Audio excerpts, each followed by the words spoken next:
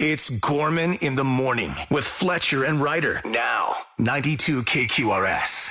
The Consumer Electronics Show is officially up and operating. Every year, the weirdest, newest, sometimes cool, sometimes head-scratching new gadgets are on display. And this year, of course, is no different than most. I'm just going to go ahead and jump to one that jumped off the page. Very upsetting to me because it's just further proof that Black Mirror is real life now. Uh-oh, yeah. A clip-on device that remembers all your conversations. You just add it to your shirt, and it summarizes work calls. It summarizes orders online to Uber Eats. It summarizes arguments with your spouse. Ooh, whatever thumbs up you're on involved this, in, buddy. I'm taking it. Yes. I don't want to be able to go back to the tape and listen to everything that was said in the heat of the moment later just to prove who was more wrong. Pocket litigator. But it should avoid those more wrong conversations, because the fight we generally get into, the bickering fight we get into in my household is I said something, somebody claims that I didn't. If I can just prove it real freaking quick, shut that thing down, then we're moving on with our lives. And much happier, I think. It is about winning. Well, it does make me think about, there's a city in Georgia, Kennesaw, and Kennesaw got a lot of acclaim in the 80s. They passed a law that every house has to have a gun. Huh. And their thinking was there will be no break-ins if you know everybody's packing. It wasn't exactly how it worked out, but I like the theory behind it, if you will. Sure. This is sort of like if I think everybody I deal with has this clip-on thing that's recording, which is not that far off from reality with cameras everywhere and everything. If everybody did know everything you were saying was being recorded, we probably would all have way more civility in every interaction in I know, our life. and my first thought was I would like you two to wear this device so that I don't have to repeat myself. Wow. I mean, that was like the first thing that came into my head is, man, they could just check the tape on their own. Wow, but would we, though? Right. But would we? That's the real question. That probably is the question. And by the way, guilty as charged. Boy, sometimes my brain is just a you know what it is? It's a space capsule trying to make it back through, and it just bounces right off the information. It just, whoa, missed the angle on that one.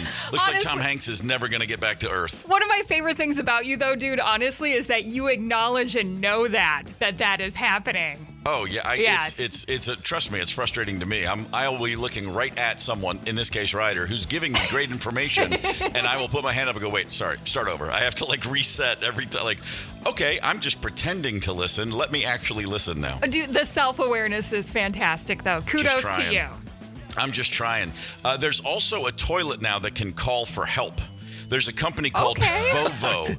And but no, check this out. It's designed for seniors. If it's not used for more than 8 hours, an alert goes to family members that, maybe they fell or maybe they need help. It's like, if nobody in 8 hours uses this toilet for any reason, that could be a problem. I'm guessing you can adjust the hours too. I would hope so. To your regulations, if you will. It's the life alert. I've fallen and I can't get up. Yeah, first thing I thought of, yeah. I'm the kind of guy who, in my advanced years, I would find myself looking at the clock and going 7:59. Okay, I'm gonna pee now. Just to pushing that limit every time. I better pee or it's gonna alert my loved ones. Yeah, the Gorman children have been warned. But I just want them to be wondering, hey, I haven't heard anything, and right at the 7 hour and 59 mark, it's like, yeah, there you go, bladder. Hold on to that for a minute. We got a few more. My absolute favorite is coming up. I'm curious, would you buy any? When you see any of these, do you ever think to yourself, yeah, I think I would get that? Now, Ryder, I think you already answered. You would take the clip-on conversation recorder just for work purposes. I'm also looking at a robot vacuum that climbs stairs. Yes, please. Oh, my God. A robot vacuum that climbs stairs. It's just a matter of time until it climbs onto the bed and chokes the life out of you. That's my first thought. Yeah. I'm going to hold off for a second on my favorite, but the one that led the list, they have lollipops now. Lollipops. This is nonsense. A real lollipop you put in your mouth and enjoy that plays music. Check this out. Okay. Tell me more. Each flavor has a different song, and they use what is called bone conduction technology. The music plays inside your head, but you only hear it when you bite down. It's just like nonsense. This is freaking cool. It's rock in your bones. Come on, dude. It's nonsense to someone who's not regularly stoned. However, get ahead of that lollipop with a couple of gummies and get back to me. Holy crap. Okay, then I could see if I could chomp down on some Pink Floyd while I've had a couple of gummies. Yeah. Okay, now I could get on board with that. That's what I'm saying. This is the perfect combination of Northern California, Humboldt County, and Silicon Valley coming together. Yes. Finally aligning their viewpoints correctly. Oh man, with all the crap that I've done to my ears going to concerts, like this could really enhance that whole experience. Yeah, it's very Put true. it right in my skull. Okay, I don't know. I'm not the kind of guy who occasionally thinks, you know what, it's Tuesday, I'll just paint my nails today. In fact, that's never happened. But if I were, this is a tremendous product. Color changing fingernails. Now, it's a company called iPolish. You press on nails. Everybody knows what press on nails are. Yep. But you buy a starter kit that's $95. Sounds like a lot for press on nails. However, you can change the color of the nails, not change the nails. Every nail has the ability to have 300 different shades. Now, if I were someone who was painting nails, I would be all over this.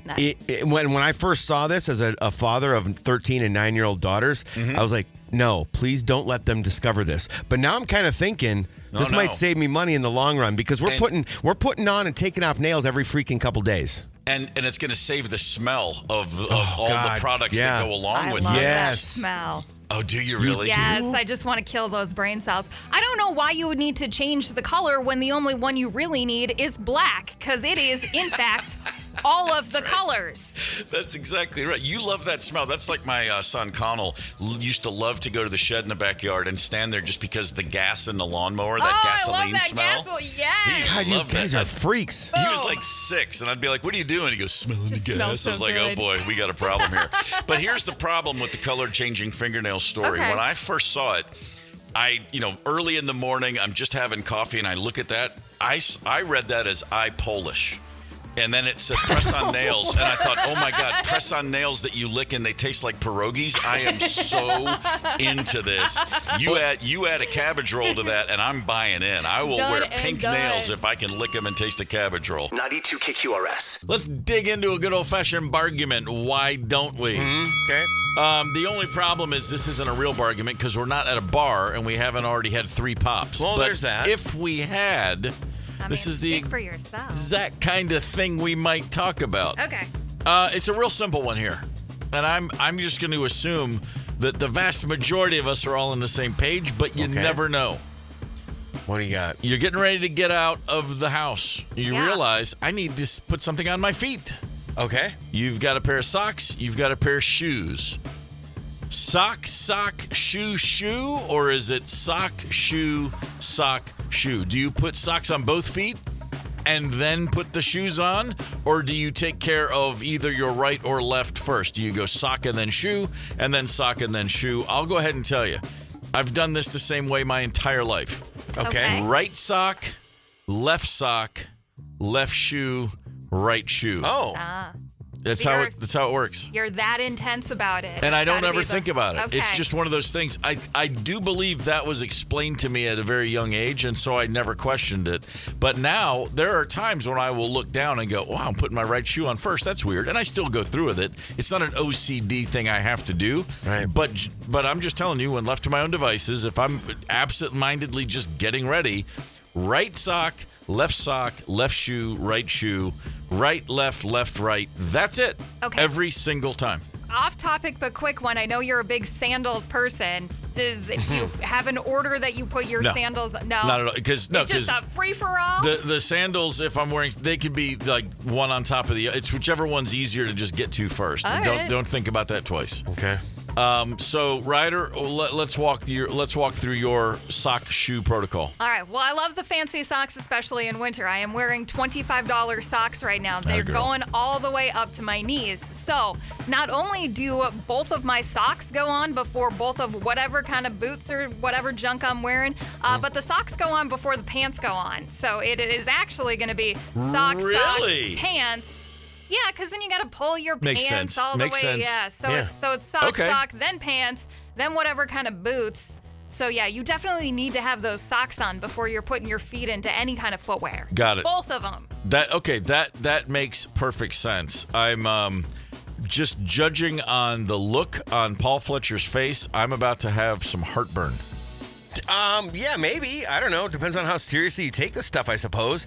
I did realize just a few weeks back that I have either always been or have become a sock shoe human.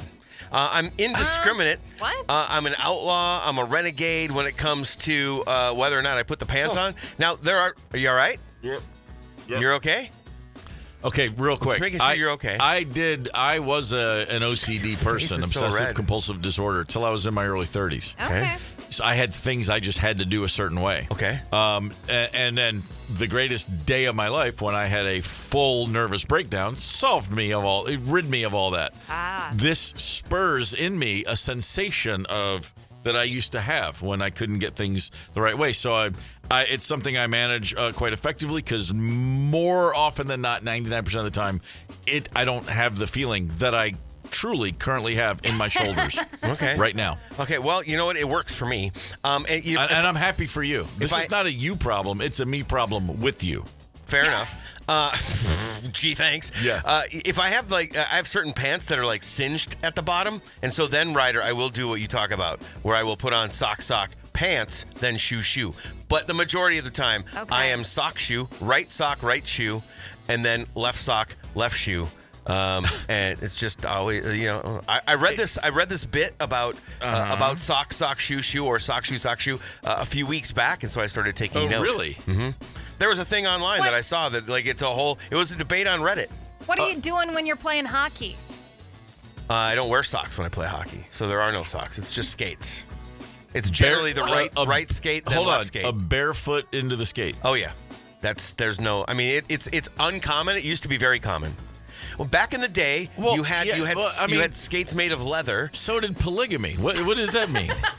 What, you're gonna compare barefoot skating to polygamy? Yeah. Yes. What is wrong with you people? The smell alone should be outlawed. There's no smell. Skates don't hold on to that. Okay, not anymore. But back in the day, they maybe did. You probably had a stinky ass skate. So like today, you got up this morning at the crack of dawn, got awful early to drive in from Albertville. You're sitting on the side of the bed or wherever it is you're putting your footwear on. You go right sock, right shoe. So there's a few moments when your shoe is laced and tight and in position to go, and your left foot is bare. Correct. What if right then something happens and you have to run out of the house and deal with something?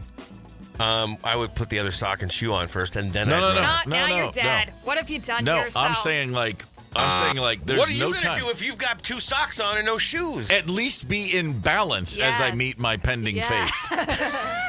I am so athletic, I can handle a shoe and a barefoot. I would much rather run out of the house to deal with something with two socks on than 1 foot exposed and 1 foot fully covered up.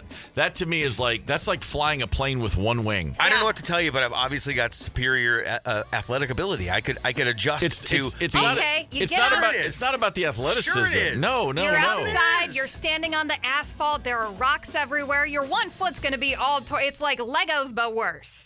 Okay, so then if I've got one shoe on, at least I'm sparing one of my feet, as opposed to somebody who's outside with just their socks on, still getting their feet tore up. You're just going to stand on 1 foot the whole time? What is happening? Are you wearing shoes in the house in the morning? Is that what you're getting out of bed and putting your shoes on? This is going to lead me right down the rabbit hole of counting syllables again. I need to get on the phone with my therapist. The bargument rages on. Do you go sock, shoe, or sock, shoe? No shortage of heated commentary on the Luther Westside Volkswagen talking text line. Yeah, I'm getting attacked is what's happening. Well, As you should be. Yeah, you know what? Bring it. I can handle it. I'm the hero that you need, not the one that you want. Matt from St. Cloud said you guys should take Fletcher's temperature, one shoe on and barefoot in the other. I've never imagined such a thing. Left sock, right sock, drink coffee, eat something, more coffee, a beer, then left shoe, right shoe, out the door. See, that's a bigger problem. Yeah, can't drink all day if you don't start in the morning. I mean, this is. I feel it. I'm not trying to, step on next week's argument, but this leads me to think about shaving your face. Do you go one side then the other, or do you come in? Do you go down the side and then move in on? Is it in equal parts back and forth, or is it all right side, all left side? Because that's what this makes me think. I see a guy with one sock and shoe on the right, nothing on the left.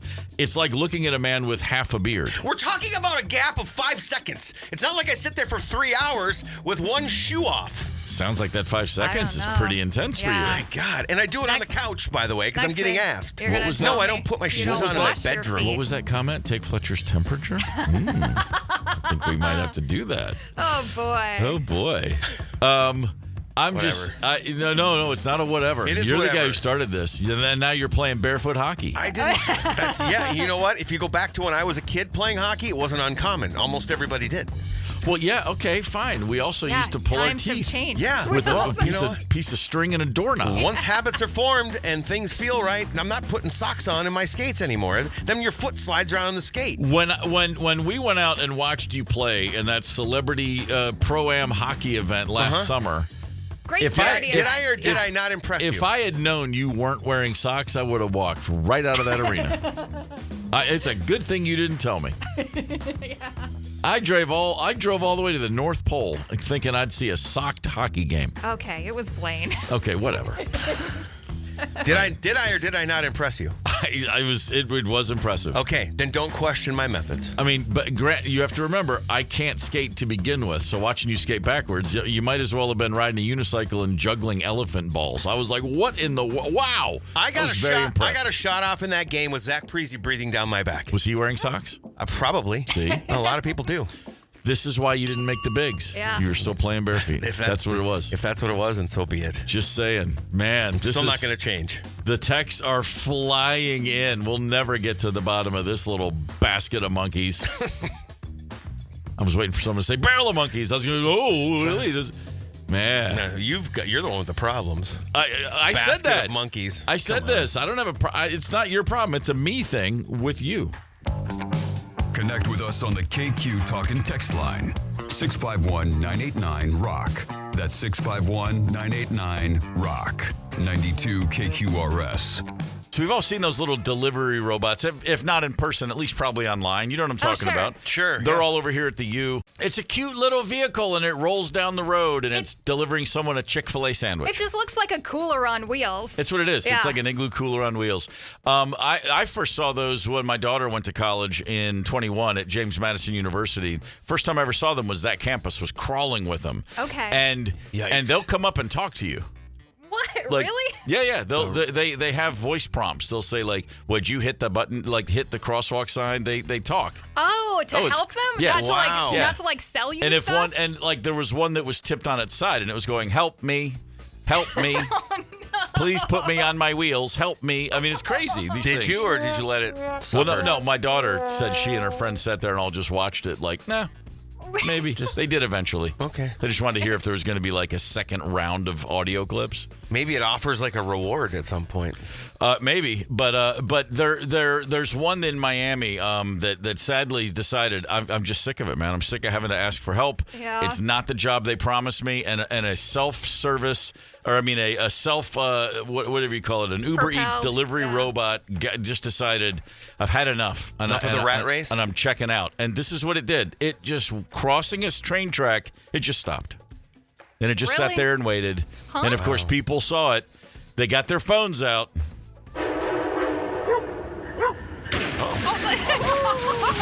That's the actual sound. Was that a dog howling with sadness? That's It sure sounded like a sad dog. Lassie trying to help. I'm hoping that there was, as I said, like a Chick-fil-A meal and not dog food in that robot. Like, man, that's my lunch. Maybe that was Lassie's Chewy.com order. Man, imagine that. You're waiting on your food. You're like, come on, man. And then you get a knock at the door. You open it, and there's another robot. And he goes, I've got bad news. Johnny 5 perished on the train tracks. It's just a matter of time. Oh, Johnny 5. Okay, here we go. One more time. By the way, a sad dog howl. It's three of my favorite sounds of all time. I love the sad, mournful tone of a train horn in the distance. Yeah. I love a dog barking, and I love the sound of collisions. I know. That's kind of a perfect audio clip It's a for me. trifecta Such a for good you. crash. Man, that's Gorman in the morning. Coming right back. 92 KQRS. Streaming from 92KQRS.com. Gorman in the morning is back. 92 KQRS. Coldplay takes out a little something they call the kiss cam. Like you're at a ball game. Yeah. They put up the kiss cam. The band isn't playing music. Chris Martin comments on all the couples you see in the kiss cam. And apparently a CEO of a tech company, I believe it's a tech company, was busted on the kiss cam, groping a woman, not his wife. And when he and the woman looked up and recognized that they were on the kiss cam, instead of freezing or instead of kissing and let everyone forget about it, they panicked and tried to hide. Chris Martin had this to say about it, the singer of Coldplay, commenting in real time. Oh, look at these two. All right, come on. You're okay? Oh, what? Either they're having an affair or they're just very shy. Okay, doesn't look like they were very shy. It was answer A. This was the CEO of a company and the head of HR from a company. The woman had been in place just a few months. So anyway, that's a tough way to get busted. I mean, not that there's a good way to get busted, but that's a pretty tough one.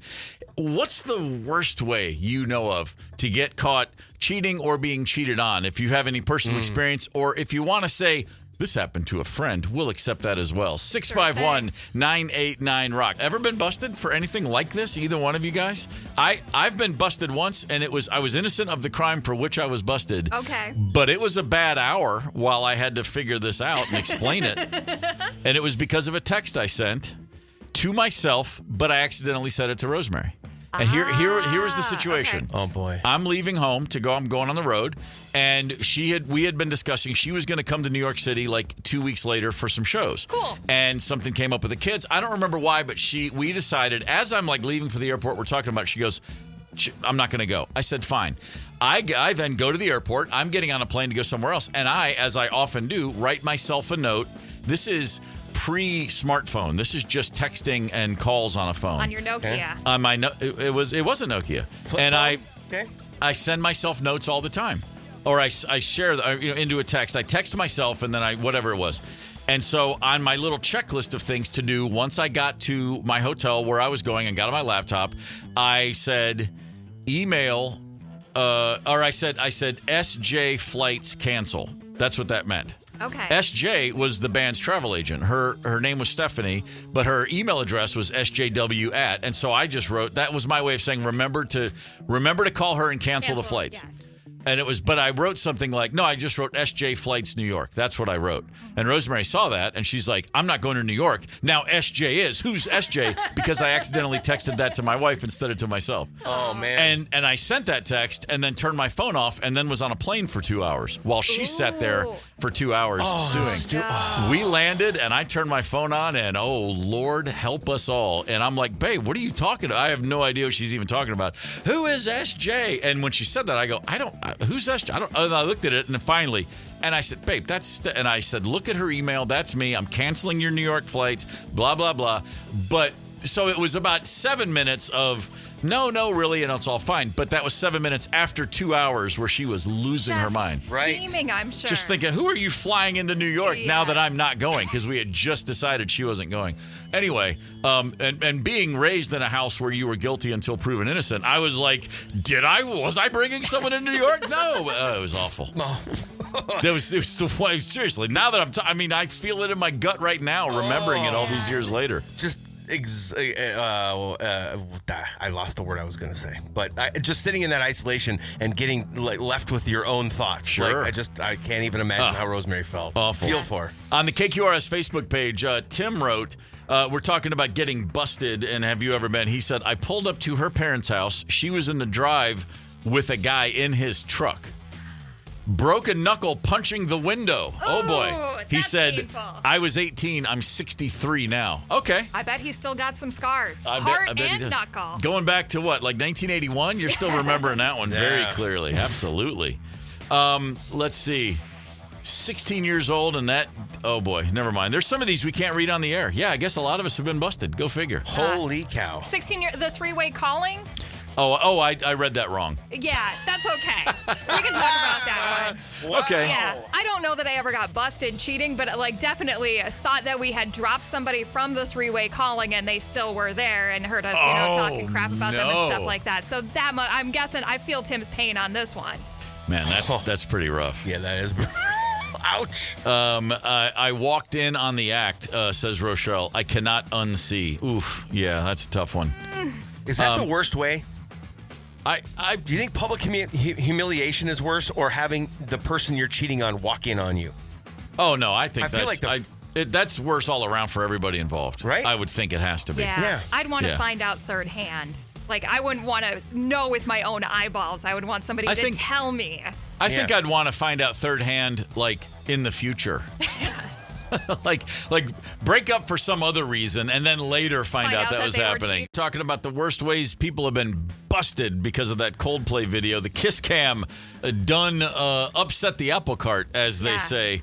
Dave texted in, I got busted by my brother having a good time with my brother's girlfriend in his bed. Dude. Ho. Party foul. That is crossing. Yeah. That's so many codes violated. Where was your bed, Dave? Was it in a different house? I don't understand what was happening. Only acceptable excuse, we're identical twins. It's not acceptable, but it's close to acceptable. I mean, if she didn't know, because then at least only one of you is a scumbag. Yeah. You know what I mean? Jerk off. I mean, but what? But I mean, are you identical? You know what I mean? Like every inch of you? As far as I know, identical twins are identical, sure. Yeah, I haven't taken the Pepsi challenge with any twins, so I couldn't tell you. Man, that's a rough one. I'm just thinking, any of my, I have 5 brothers, and the idea that a brother would, oh boy, I can't even that's not even a door that comes open in my brain to imagine. They're all so much older than you, though, right? Well, you're the youngest. No, but I mean, there's one that's 2 years older. There's one that's 4 years older. There's one they're not all that much. The oldest is, but there's people in between. It's just a straight line. You guys were looking to beat the crap out of each other over Quisp. I can't imagine if one of you cheated on. It wouldn't have even. It's not even a possibility. Fight to the death. Yeah, I think now that I'm actually picturing it, like any girl that any of us was ever dating, we all would have been like, we were all just striving so hard to be our own person. We would have never even thought about being nice to each other's girlfriends, much less hitting on them. Wow, fair enough. Yeah, that's kind of how that worked. That's the Gorman code. The Gorman code. The Gorman code. When in doubt, opt for violence. Hey, 65199 on Rock, if you got a busted story. I'll share one last one from Tubby. Got home to see the turntable spinning with no record, empty glasses, Tubby. Smell of salmon. I got the wide-eyed look and I realized another neighborhood cat party. Tubby's cat done cheating on him. That's tough, man. I'm sorry to hear that. It's Gorman in the Morning with Fletcher and Ryder, 92 KQRS. Spike Lee has a new joint out today, August 15th, nationwide. Highest to Lowest, starring Denzel Washington, an actor of note. Spike Lee is joining us on Gorman in the Morning right now. Good morning, Spike. How are the both of yous doing? Man, we're doing great. And I'm going to start here. I want to talk about the film. 5:30 here in L.A. You're on the West Coast doing this, my man. Wow. That's brave. We are in Minneapolis, the former home of Carl Anthony Towns. You happy with him? Oh yes, he's the man. Yeah. And we're looking for. We haven't won a title since 1972-73 season. Willis Reed, Walt Frazier, Dave DeBusschere, Bill Bradley, Earl the Pearl Monroe. Oh yeah, Coach I know. So it's been a minute. I know. My older brother played. He was a DeBusschere fanatic, man. I grew up hearing all about Big Dave. Yeah, but you got our guy though. Yeah, I know. Yeah, he did all right for us. He came That's around. Guy. That's my brother. Yeah. Dante. Yeah. Shout out to Dante. Yeah, fair enough. Let's shout out Denzel Washington. Highest to Lowest is out today. The reimagining of a Kurosawa film, just those words seem daunting to me. His film High and Low, have you been a fan of that film for a while? Yes, I was introduced to world cinema when my first year at NYU Graduate Film School. Mm-hmm. And that first film was Rashomon. Oh, yeah. And then I got to be introduced to the rest of them. And this script has been going around Hollywood for years, and ended up in Denzel's hand, my brother's hands, Denzel Washington. He called me up and said, Spike, I got a script. I'm sending it to you to FedEx. We hung up the phone. And even before I hung up the phone, I knew I was doing it. Let me know what it was. Right. It'd been the film before we just did. The fourth film we've done was Inside Man. And I did not know it was 18 and 19 years that had passed till journalists pointed it out to me. Wow. So it was a blessing that the reunion of the dynamic duo. That's it. B and Lee. Yeah, I can't believe it's been 18 years. Let's go through it. That's fantastic. So Mo Better Blues, yeah. Malcolm X, He Got Game, Inside Man, and now the fifth film. Man, he did have game too. Eyes to Lotus. Denzel did have game too. I remember watching that going, he actually does play basketball. Well, here's the thing though. People don't know this, but Denzel played JV at Fordham University, and PJ Charisma was his coach. Oh, I did not know that. Oh, I didn't know that. Fair enough. Yeah. PJ ran a tight ship. Here's a funny story. In the script, Ray Allen, Jesus Southern was supposed to win 11-zip. But Denzel was like, F that. I don't care what the script says. That's great. Yeah. All right. I'm sure Ray had that must have taken him by surprise if he thought it was going to be 11-0. Oh, Ray Allen was furious. That's great. And then he just took over after that. So, all right, that's a surprise for you and everybody on set. Does Denzel, who, I mean, he's played so many types of parts. There's nothing I don't think he can't play. Does he still surprise you? Like on this film, did he do things you just didn't see coming? Oh, and I know I might get in trouble for this, but I don't really care. And I say this respectfully: Denzel's the greatest living actor today. Mm-hmm. Now, if you ask Martin Scorsese, he's going to say his brother De Niro, and if Sid Lumet was alive, he would say Al Pacino. Pacino, sure. If Brando's alive, France would say Marlon Brando. But this all just it's not a LeBron Michael thing. You know, this is just I think it's different in the arts. Sure. So, I mean, I'm just blessed. I've done 5 films with one of the greatest actors of all time, and it's a blessing. You know, that's what it comes down to. Yeah. And also his skill. I mean, he just amazes me. And he's always thinking, and the stuff he does is not in the script, and that just came from who he is.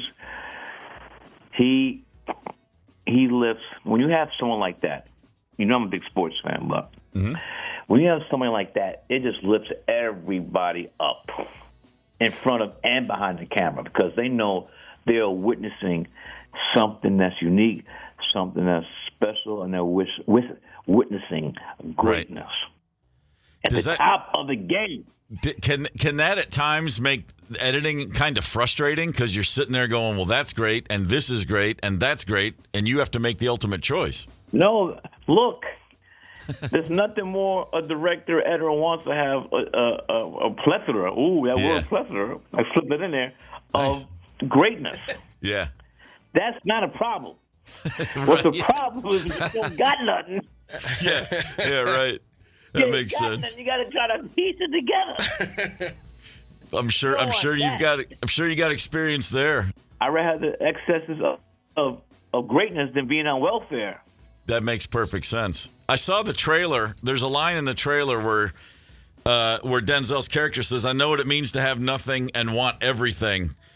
Does that resonate with you, that line? Like, do you think back to, getting started and looking up at your heroes? Yeah. My first feature film was a film called She's Gonna Have It in 1986. Oh, yeah. But I finished film school 82, so I was scuffling those years between living hand to mouth. Yep.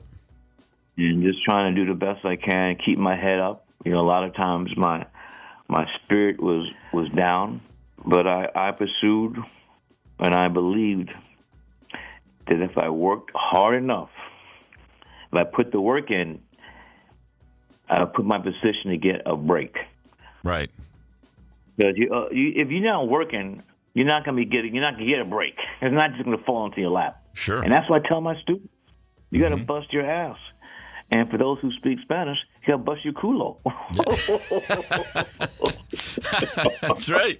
Hey, Spike, that just, I moved to Atlanta right at the beginning of 1987, and the She's Gotta Have It was all anybody was talking about. You have such a connection to Atlanta. And one of the first I was born in Grady Hospital, not New York City. Look I was at born you. in Grady. I didn't realize that. I thought you were Brooklyn born, but you moved there as a kid, I guess. When I got to like 2 or 3 years, but I was born in Grady. Spike, I went to too. Yeah, I know. When I got to Atlanta, one of my first friends, who's still a friend, showed me the ropes, was a huge part of my early days there. Christina Eichelberger. Oh, Dr. Eichelberger. Yeah, his daughter. Dr. Eichelberger, if I might just get this in, gentlemen, he was my film teacher, and he inspired me. And on days where he didn't have to come into school, he would still come to school. This is Clark College, before it became Clark AU. He would come in to school and open up the film lab so I could work on his off days. Yeah. So shout out to Herb Eichelberger. Thank you, Dr. Herb Eichelberger. You really were a part of my development as a filmmaker. Wow. Spike Lee on Gorman in the Morning. Spike, thank you. We're to say we're fans is an understatement, and it's a pleasure to chat with you, and I wish you all the best with this film. I will be seeing it this weekend. Absolutely. And thanks for all the stories you've told us. All right. Minnesota. Prince. That's right. Prince. Damn straight. Goosebumps. Thanks, Spike. All right, thank you. See you. Take care. 92 KQRS. Science just gets weird when things get this cold. Jeff says, when I was a kid, I dropped a piece of firewood on a Rubbermaid trash can that shattered like glass. Whoa, holy, I'm really? assuming he's meaning the Rubbermaid trash can lid. He said the air temperature was a lot closer to 40 below, but Oh, man. dude, the laws of nature just get all messed up. My band, former band, Trigger Hippie, was playing. We had a gig in Portland, Maine in 2014, and we drove in, had all the gear. We're in a big Sprinter van and a trailer with the gear. Yes. And we pull into town the night before, and it's January in Portland, Maine, which is like saying January in Minneapolis. Sure. It was single-digit temperatures. We load into the club the next day, so the gear's been in that environment in a trailer cold for 24 hours. Okay. Wow. Load in. We're at sound check, and we set up, and the hardware, like the cymbal stands, any of my equipment, it's so cold to the touch. Yeah. Like you can't touch it. It's Right. like, oh my God, these metal hardware stands. We play at sound check, and the snare drum, the drum there's a head on top that you hit, and there's a bottom head as well. Yeah. The bottom head just bursts open. And I'm like, I've never seen that happen. Like Clark Griswold's turkey. Yeah. Yeah. And I'm like, oh, man. Well, thankfully, I got the backup snare. Put that one up. And then we finish sound check. And then between sound check and the show, I go and I have to send a guy to a local music store, go get me a bottom snare head. They never break. Yeah. This one broke. I replaced that one, which is a pain in the ass because you got to remove the snares, and that's all the contraption. During the gig, hours later, now the club is really heated up. The bill, so it's these temperature extremes.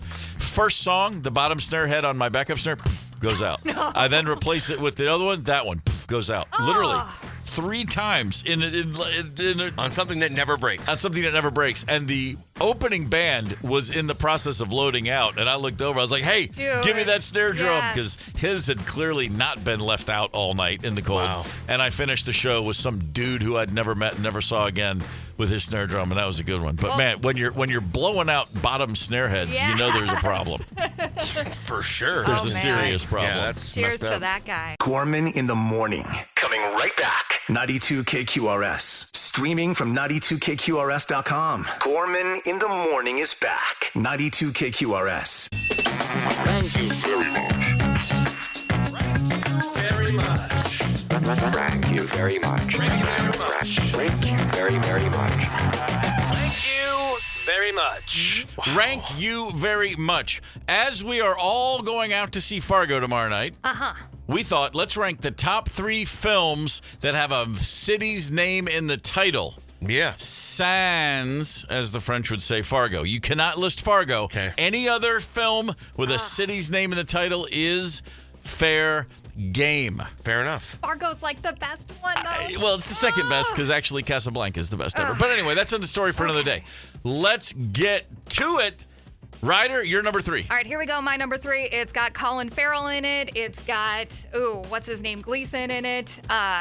The movie is In Bruges. Right. It's sad and happy and funny and really dark all at the same time. So it covers all the bases. And it's a pretty looking town. Yeah, gonna have to watch it again. I've seen it, but there was alcohol and 30,000 feet involved. It is not a good plane watch. No, it wasn't. I've been to Bruges, and it is easy on the eyes. Yes. Gorgeous part of the world. My gosh. Okay, all right. There we go. Two There's thumbs where we're up. starting. Fletcher, like number 3. My number 3 is Once Upon a Time in Hollywood. Leo and Brad Pitt are phenomenal.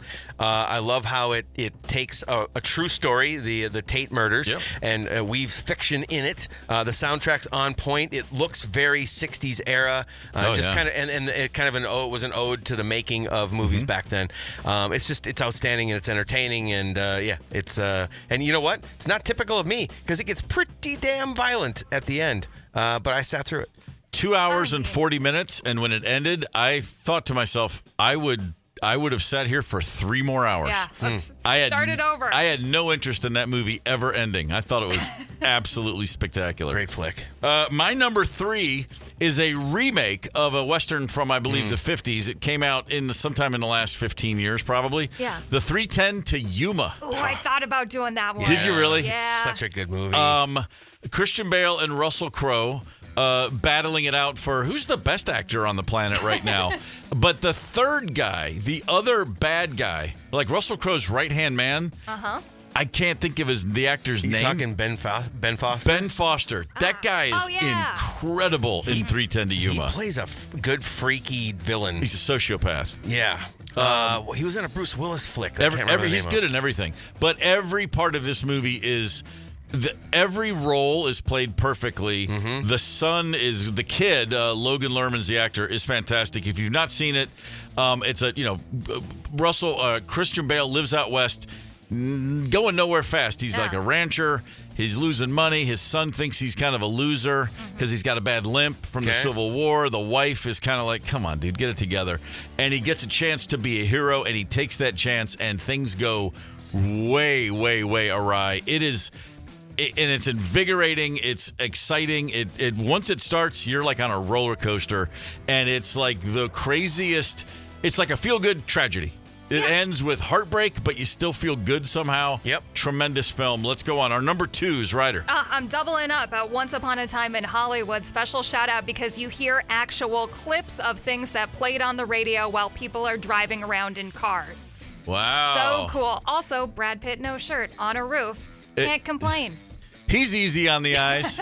Yeah. I'll just repeat myself. Loved it. Could have watched it. Could have watched more of it or it again right away. Just made me want to flamethrower even more. I love the idea that Quentin Tarantino's like, you know what? Sharon Tate should have had a happy ending. Let's just imagine her life went on as it should have. Yeah. Really well done. Absolutely. Paul Fletcher, you're number 2. My numero 2 is Straight Outta Compton. Wow, yeah. Okay. It's just, it's the story. Think about it. Dr. Dre has gone on to become, I don't know, a top 5 mogul in music. Sure. I mean, he Beats, headphones, Apple Music, et cetera, et cetera. Everything. And it all started on the streets of Compton. And it's a social commentary on LA back in those days. It's a hip hop group that impacted a lot of people, including even white suburbia like me, and taught me a lot. And on top of that, they tell the story very well, and it's a well executed flick. It is. It is fantastic. Let's keep it in SoCal. My number 2, all right. LA Confidential. Oh God. Oh, that's a good one. It's so good. It's so easy to watch over and over again, too. You're forgiven if you watch it once and at some point you're like, wait, what happened? What is this all about? Who's doing what? There's a lot of the more you think about it. Like the Danny DeVito character is great. The guy that runs like the smut empire, he's amazing. That actor who's great and everything, and I can't think of his name. Kim Basinger is as good as she's ever been in anything. Everybody in this movie is fantastic. And you've got James Cromwell, the farmer from the pig movie Babe, as the bad guy. Right. Dial me in. And then the three cops, Kevin Spacey, Russell Crowe, and Guy Pearce, are just all three of them throwing heat the whole movie. It is so fantastic. I love LA Confidential.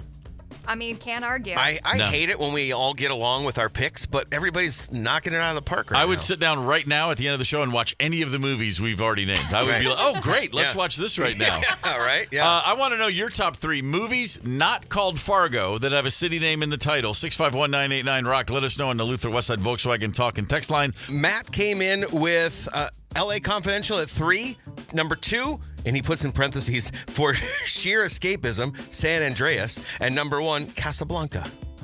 I mean, yeah, Casablanca. I wanted to go with it so I'd be like film nerd guy, but it is incredible. But at the same time, it's so old, and that doesn't negate. But for our purposes, we're trying to keep it a little more current because good movies come out all the time. So.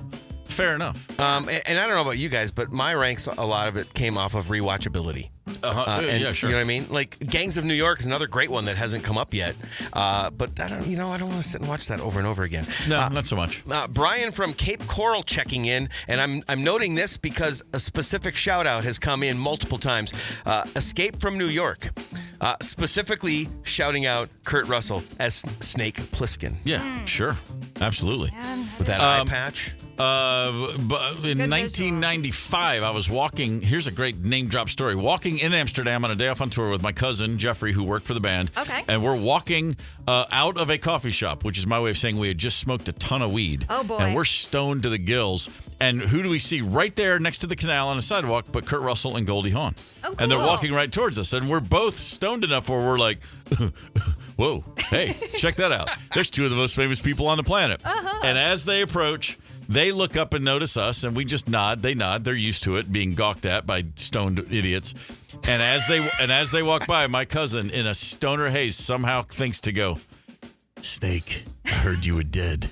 And I could have kissed him. I was like, wow. And Kurt's like, don't believe everything you hear. He threw it right back and kept walking. Oh, yeah. Very cool. That's It was great. awesome.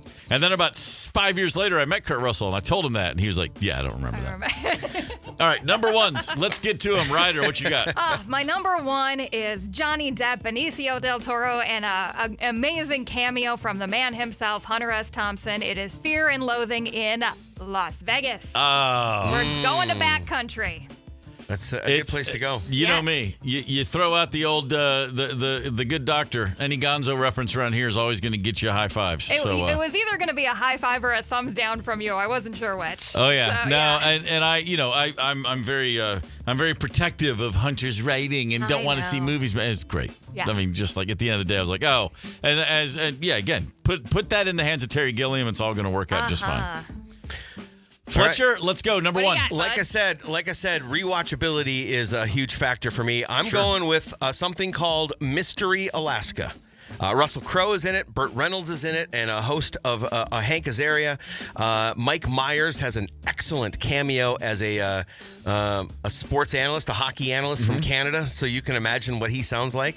It's got kind of a gritty take on hockey a little bit, but it's also a David versus Goliath thing. There's a ton of comedy, but it's also got heart. It could be any small hockey town in Minnesota. Really, it would identify with this. The whole town, it revolves around hockey. Okay. I remember hearing about that movie at the time. I know what it is. I had no idea Russell Crowe's in it, and I definitely didn't know that Burt Reynolds was in it. Oh yeah, wow. Yeah, I would not say it's either of their best acting performances. Okay, but it's still right. Yeah, it's just a ton of fun. Okay. It's a blast, and watch it over and over and over Buzzer again. for not a real city, man. This is not. There is no Mystery Alaska. Wow, man. So the idea was real cities. It's like saying we wanted to do South Park, bigger, longer, uncut. But the thing is it was never specified that it had to be a real city. So I'm allowing it. Besides Fargo? We didn't say real cities. We just said city names. All right. You know what? The judges are going to allow it. We need to specify more. There needs to be more discernment. That's a ridiculous line to draw. That's all I'm going to say. Period. The end. I got a buddy who lives in Boston, Massachusetts, and actually, he lives in Salem, Massachusetts, and he listens to the show occasionally, and he always wants me to remind Anoka that Salem's the real Halloween capital of the world. So I'm going to throw that out for him. Wow. Yeah. The witches and whatnot. Hard to anyway, argue. my buddy Mitch just texted. Just hilarious. Chicago, LA story, Manchester by the Sea. Oh, yeah. If you haven't watched it, don't. Talk about one you should not watch on a plane. Man. Oh, they'd have boy. to, you know what? Right? They'd have to, if I were flying cross country and that was on the plane, they'd have to stop in Kansas City to let me off. Yeah. And not that boy. it's not that it's not a good movie. Oh, no, It's you just want to be really hard. Yeah, you need to be you need to be wearing bubble wrap and make sure there's nothing that can hurt you nearby. My number one movie is it went right to the top of the list for all-time favorite films of any it's on my shortest list of all. Okay. If you say, Steve, you're going to watch 10 movies and then the governor's going to throw the switch and you're in the electric chair. This is one of those 10. Wow, I mean, all right. For sure, of any realm. So with a city name, a no-brainer for me, The Purple Rose of Cairo. Oh, man. That Woody is a Allen good film pick. from 84 or 85. 85. It is absolutely the most beautiful thing in the world about escapism. It's about dreams. It's about romance. Ultimately, that reality will pretty much forever leave the dreamers on the ditch on the side of the road. But until that happens, boy, is it a great ride. I know that doesn't sound like a ringing endorsement, but it's gorgeous and it's funny and it's sweet and it's heartbreaking.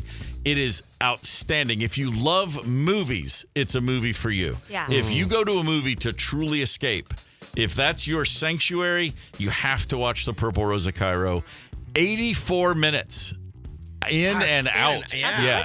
It gets so much done in less than an hour and a half. That's shorter than a hot yoga class, for crying out loud. Gorman in the morning. Coming right back. 92 KQRS. Streaming from 92KQRS.com. Gorman in the morning is back. 92 KQRS. There's a new sport out there in the world.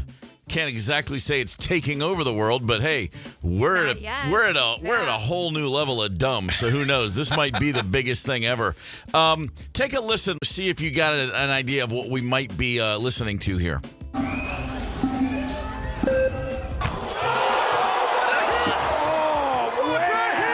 Okay. That is textbook. Okay, there's some kind of countdown. I love the countdown. And then some really, really loud noises. Yeah, I'm trying to figure out what the countdown would be for. Well, I like the groan of the crowd who Right. know what they're getting into. Yeah. Okay. And yet, whoa! Yeah. Handful of suggestions already on the Luther Westside Volkswagen Talk and Text line. Blaine has a really good guess. Blaine in North Branch says, I'm going to guess it's professional belly flopping. Okay, not correct, but a great effort. Yeah, All right. for sure. Kangaroo fighting is another guess. Yeah, okay. Cool. I mean, But it's the countdown, though, like how would that factor into? well. I mean, you know, maybe you charge the kangaroo. Maybe you come up from behind him and you got to wait for the green light. I'm not really sure how that would work. Okay. All right. Yeah, you definitely don't want to take a kangaroo on. You know, you don't want to come head on. I mean, he'll lean back on that tail and just kick the living. yes. Yeah, I mean, forget Yeah. it.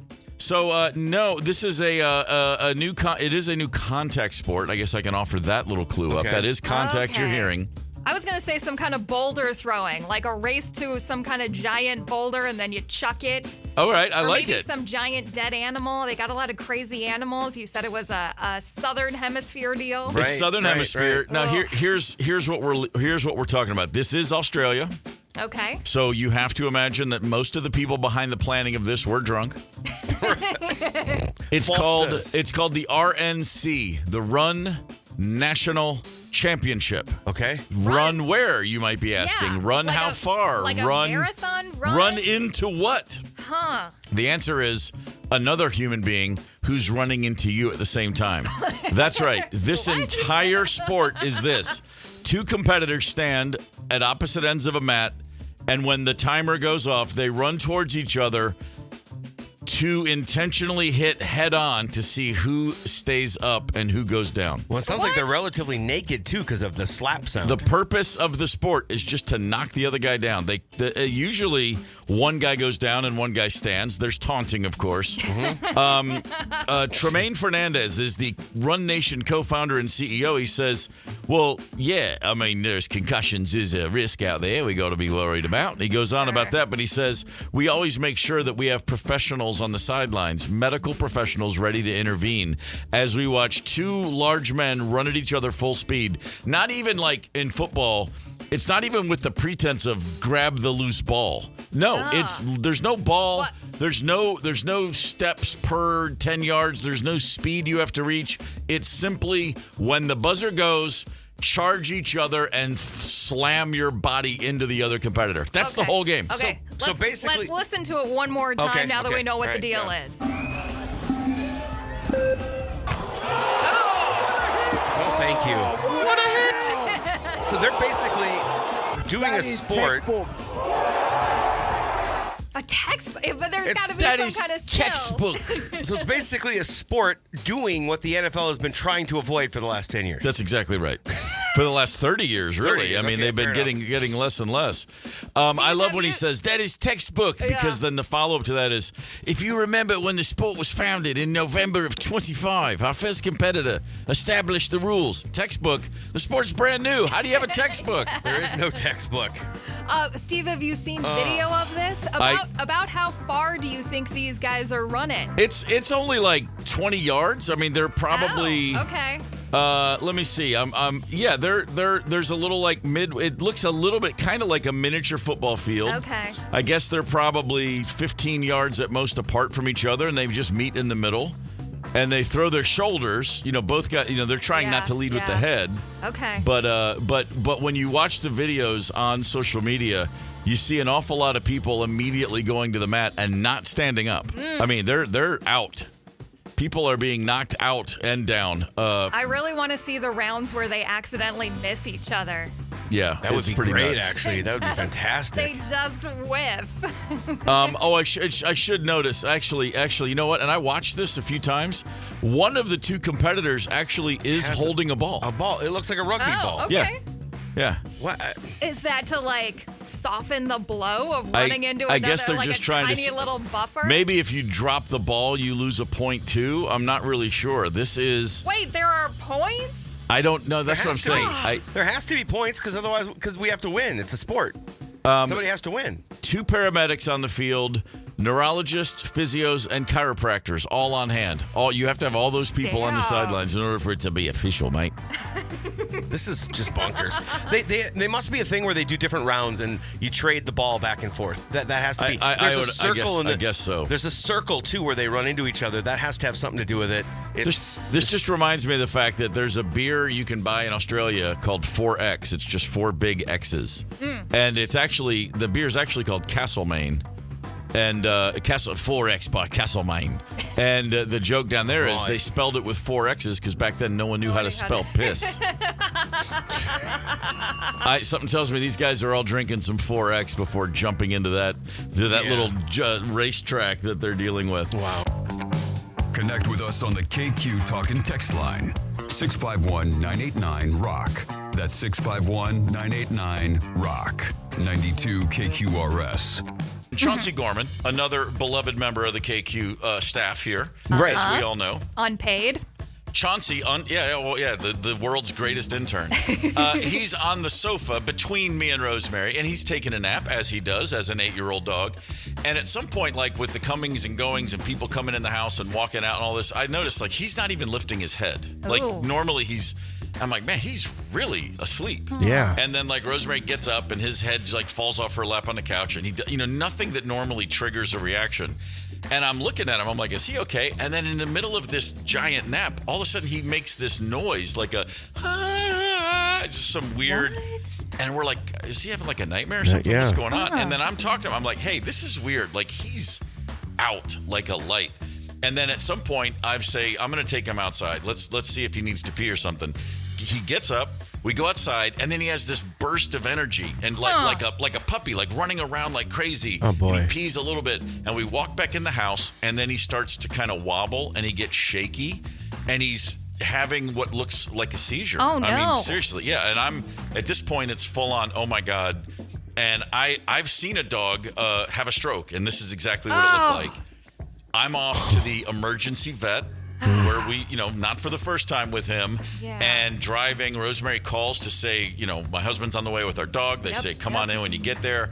By this point, I mean, it's after 11. It's getting towards, it's getting late, and and Connell had left the house, so I leave Rosemary at home, and she's on the phone, and I get to the vet, and I have to carry him in, and I'm thinking, I'm preparing, oh my God, this is the way we're starting the year. I'm heartbroken. Yeah. As I'm sitting in the lobby waiting for the vet to come out, Rosemary calls and says, I don't think it's a stroke. And I said, okay. Oh, no. Because someone had a bag of gummies in the house. Oh, no. And someone found that bag of gummies. Oh, and, my God. And someone had 14 THC gummies. First for a New Year's Eve snack. Oh, my God. 14. No, he wasn't having a stroke. He was just stoned So to high. the gills. Oh, And my God. I've never been more relieved and more angry about just the stupidity of this situation. I mean, I was like, oh, my God. And the vet comes out, and they take him back, and they do his vitals. And then she comes back a few minutes later. She goes, hey, he's fine. And I had said, hey, my wife just found this chewed up bag, what used to have gummies, and it's now. And all this, this whole drama. And I mean, I'd gone through I was fear and sad and scared and all this. And then I'm just like, oh my God, he's just stoned. This is unbelievable. Here's the craziest part of this whole thing. The great relief washes over me. Then the vet comes out afterwards and she says, okay, he's doing great. His vitals are fine. He's just stoned. And and the vet said, we get a lot of this these days. There's just gummies are around. Right. Little edibles are around. And she said, he is just fine. He's going to sleep this off. I have no problem you taking him home. His heart's strong. Everything's fine. And I'm like, oh, my God, that's so great. I've told this story on the air before. 5 years ago, when our other dog, Zelda, shortly before her life ran out of time, Chauncey got a jar of her pain pills. Ooh. And he ate 58 pills. Oh, my God. And we had, and then spent a week in the dog ICU. That happened 5 years ago, right? And so this New Year's Eve, 5 nights ago, the vet, as she's sitting with me, I did have a vague thing of have we met? And she looks at me and goes, I remember the last time I was with Chauncey was when he ate your other dog's carprofam or whatever. And I was like, wait, that was you? And she goes, oh, yeah. She goes, most dogs don't have one OD. Your dog has 2. Damn. She goes, and I remember him because he's so sweet. Everybody loved Chauncey so much that time. So not only did Chauncey, for the second time, do himself in, the same vet was there to receive him both times. Stealing a couple of the cats' lives in the house, perhaps. Oh, my God. Absolutely incredible. This one wasn't as scary as the first one. Yeah. But it was because he was just stoned to the gills. And then, oddly enough, ever since then, he's responding differently to both Fish and the Grateful Dead when Connell's playing them. So 100%. But all is good. He's totally fine. The next day, he got up and was looking at us like, what's going on, guys? That was crazy, wasn't it? He's just completely fine. Okay, quick question. Do you know who the culprit is? Do you know whose gummies they were? Oh, yes, 100%. The young lad. And did you troll the crap out of him and be okay, good. All right, very proud of you. It was like, hey, this whole thing where we don't leave stuff like that on bedside tables or low countertops. Chauncey's a thief. He will get into anything. And everybody knows that I did a terrible job training him. But beyond that, what we all know is that you got to watch your back. And these were just right on the bedside table. A bed where he does hop up on and sleep with Connell all the time. So it was kind of an inevitability. All was well. It went through... starting I remember thinking I'm gonna turn midnight at this place and we're gonna have to make this terrible decision. And actually, no, all we had to do was just ride the storm out, and then he felt great. Yeah, that's what Unreal. happens when you overindulge on the weed gummies. I know. 14 gummies, which is 13 more than I could handle at any given time. I promise you that. Gorman in the Morning is also Gorman on the go. Get the 92 KQRS app and stream live or catch the Gorman in the Morning podcast anytime. 92 KQRS.